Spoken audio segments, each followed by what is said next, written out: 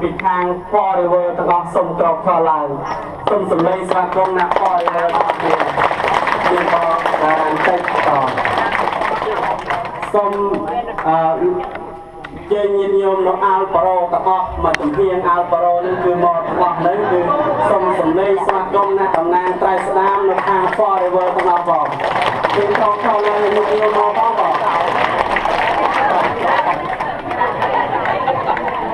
ចេញមកអស់ហើយខាងអាល់ប៉ារ៉ូបងជាងសូមតំណាងញាតិញោមចេញមកពីខាងលីន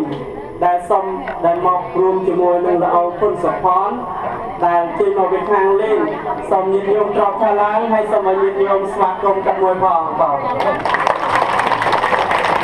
សូមអរគុណញោមចេញមកពីខាងលីន